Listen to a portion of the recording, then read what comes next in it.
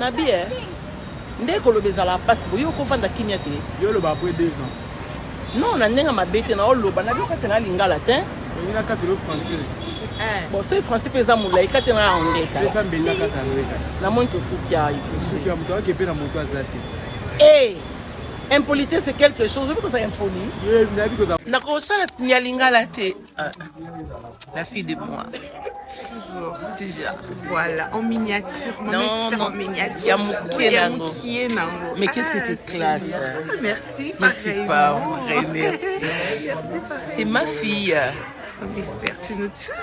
Non. Non, moi je suis fan. Merci ma petite chérie. Je transpire. Mon démon. J'ai qui les coins. How are you? I'm fine. You're fine? Yes. Oh, I like your style. Oh, thank you. Bon, toujours dans l'exagération avec Aïda, vous savez que c'est ma star. Je suis casse d'elle. Avec elle, c'est le top. Donc attendez, vous allez voir bientôt. Hein. Ça va yinda, ça va chauffer. Sakina pesi ba moinanga te paina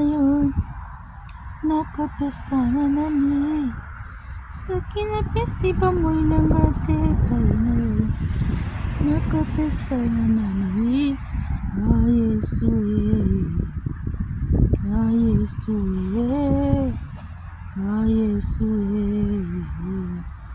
koinanga Sakina me pesi te paina yo nani mosusu Zambe yende mokangoli na biso. L'Éternel est mon berger, je ne manquerai de rien. Il me fait reposer dans la verre pâturage. Zambe akangola, abatela. Deko moko na sena maane na bolingo na ye.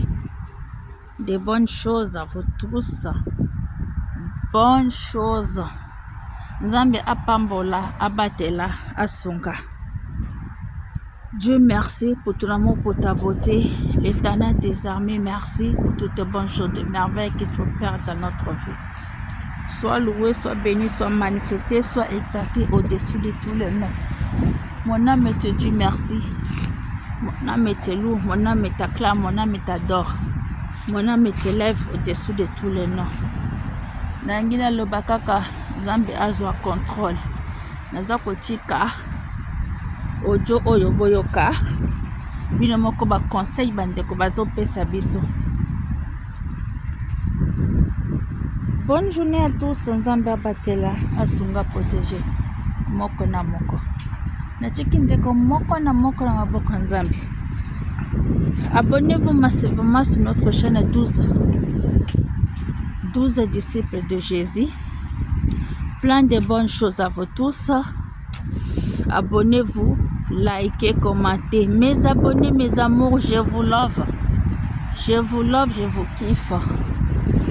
Restez toujours branchés sur notre chaîne 12 disciples de Jésus.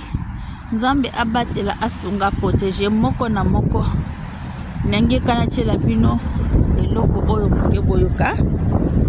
Mokili oyo.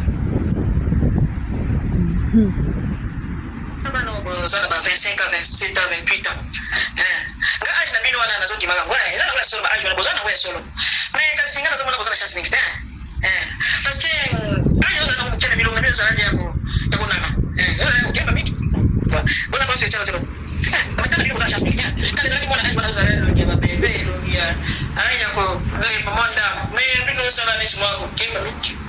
Mais ba age muki. Toka ni ngamba age c'est la confusion. Nous avons bizarre. Biso mikolo to sala elongi mopete. Mebana miki wa sala elongi tso sala. Iso bangsa subatu tsapi mboa. Oka nalobia. Bino bana obo sala ba 25 ans, 27 ans, 28 ans. Nga age na bino wana nazo kimaka ngwana. Ezana wa solo ba age wana bozana wa solo. Mais kasinga nazo mona bozana chance mingi te. Parce que ayo zana umukene milongo na bino zana yako nana ukemba mingi boza pense chalo amatana bino bozana chance mingi kale zana ozala elongi ya babebe elongi ya kolepa monda mekatanaka te. Cette phrase-là nayoka yango mingi na vie nanga, mais j'ai fini par comprendre que cette phrase-là n'avait pas vraiment un bon sens. Je trouve que eza phrase moko ya manipulation ya makasi. Famille na yo eza kaka moto boka bolana ye makila moko te, eza kaka te moto bobotami parent moko. Famille eza moto oyo alingi bolamu na yo. Bato mosusu tobotamaka na bango tobotami na ye papa moko mama moko, mais aza na haine envers ndeko na ye mpo na nini kaka mpo aomona ke ndeko na ye aza na étoile, aza na motema mabe envers ndeko na ye mpo na nini, parce que ndeko na ye azosala makambo ezosimba. Tala totika kosevoile la face, totika kokosa kobatama na nsima ya kindeko te. Motema mabe eza na kati ya bafamille na biso, bato ya mitema mabe mpena aza capable ya koboma yo ya kosala mabe baza, epuis baza ebele. D'ailleurs actuellement bazo se cacher sous te aya bakomi mpena kolasinga famille ebendanaka mekatanaka te. Cette phrase là nayoka yango mingi na vie nanga, mais j'ai fini par comprendre que cette phrase là n'avait pas vraiment un bon sens. Je trouve que eza phrase moko ya manipulation ya makasi. Famille na yo eza kaka moto boka bolana ye makila moko te, eza kaka te moto bobotami parent moko. Famille eza moto oyo alingi bolamu na yo. Bato mosusu tobotamaka na bango tobotami na ye papa moko mama moko, mais aza na haine envers ndeko na ye mpo na nini kaka mpo aomona ke ndeko na ye aza na étoile, aza na motema mabe envers ndeko na ye mpo na nini, parce que ndeko na ye azosala makambo ezosimba. Tala totika kosevoile la face, totika kokosa kobatama na nsima ya kindeko. Fraîche que les jeunes filles de 18 ans et de la vingtaine. Tout d'abord, je tiens à vous féliciter, vous les femmes de 30, 40 ans, 50 ans qui avez déjà eu des enfants. Souvent, vous avez 2, 3 enfants et vous êtes toujours fraîches, vous prenez soin de vous. Félicitations quand on vous voit, on vous dit, on pense que vous avez 18 ans, 19 ans. Souvent, les gars, souvent tout le monde là, quand vous vous baladez, vous voyez une dame. D'accord? Vous partez au supermarché, vous voyez une dame. Un homme. Et puis un autre homme à côté. Vous dites, oh, quel beau couple, ah, ils sont mignons, ils font les courses ensemble. Non, c'est pas un couple. Enfant. Et puis enfant encore. C'est le maire. Tu la vois, tu te dis, tu demandes ton âge, ça va, tu parles avec elle, elle t'a dit, j'ai 46 ans. J'ai 5 enfants. Mon dernier fils, il a 27 ans. Comment vous faites? Non, expliquez-nous. Parce que la plupart des jeunes aujourd'hui, elles n'ont même pas d'enfants. Elles n'ont même pas vécu les femmes de 30 à 40, voire 50 ans sont plus fraîches que les jeunes filles de 18 ans et de la vingtaine. Tout d'abord, je tiens à vous féliciter, vous les femmes de 30, 40 ans, 50 ans qui avez déjà eu des enfants. Souvent, vous avez 2, 3 enfants et vous êtes toujours fraîches, vous prenez soin de vous.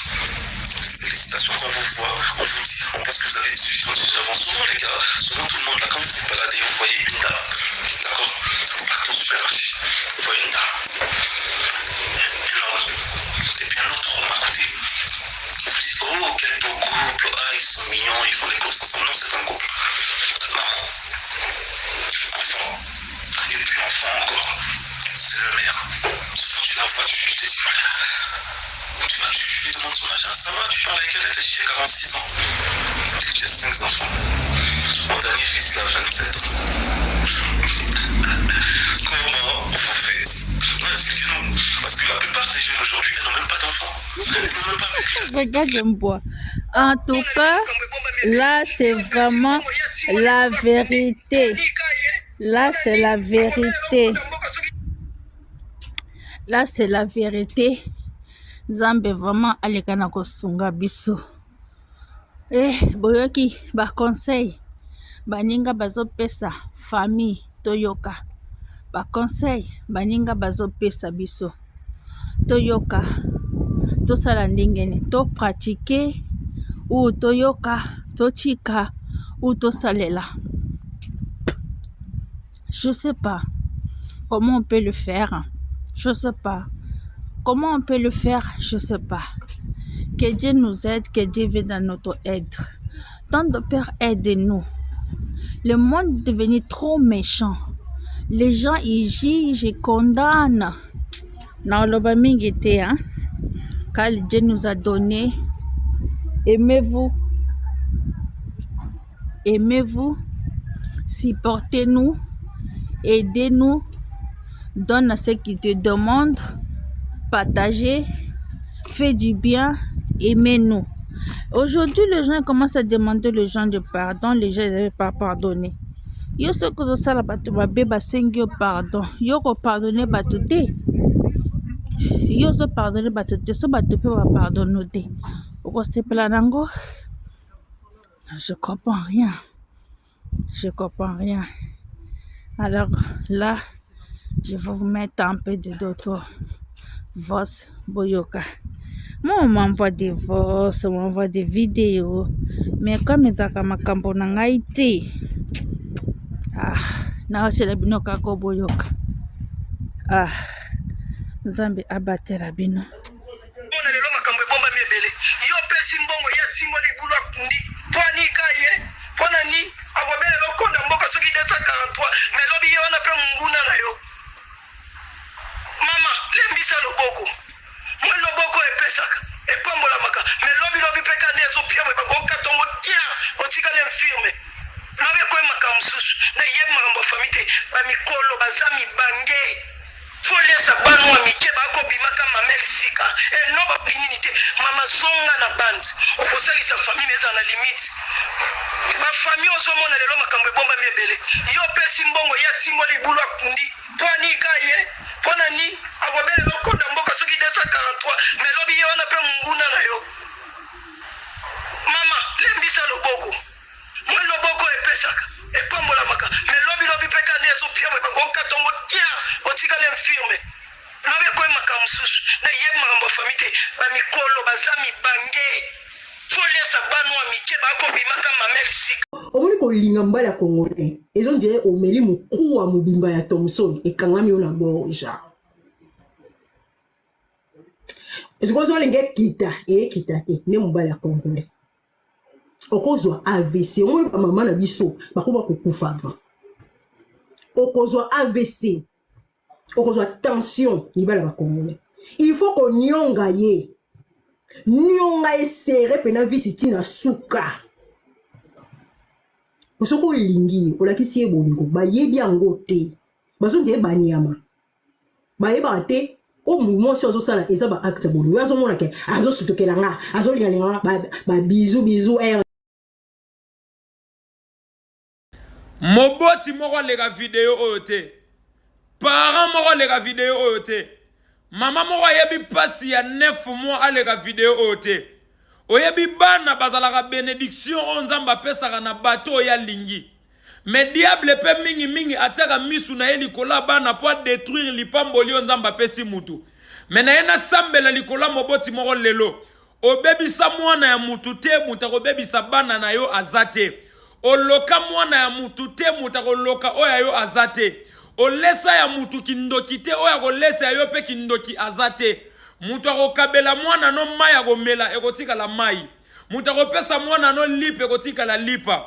Bakendaka klasi yo zalaka te Nzamba kobatela bango. Babimaka yo zalaka te Nzamba ko sécuriser bango. Nalingi naloba na papa pe mama moko azokanga. Ebele balingaka bana na yo po yo moko mama to papa na bango zali. Mais mukoloko salerera ko kufa mutako lingelo bana netu yo kozalate. Ba adoptaka mwana me basombaka affection ya mama na mwana te. Okoki ko adopte mwana me affection ya papa na mwana ba adoptaka ngote. Yango nazo bondela likola para moko azawa obimaka na tongo po boko la bana. Nzamba pambola maboko na yo o assumer ba responsabilité o boko la bana na yo. Nzamba sungo kufa avant l'âge te. Posoko kufi lelo avant l'âge. Avenir à bana no eza na danger. Nzamba sala yongo luba na no batanga na ba condition bien. Passion yo mona na vie bango ba mona ngote.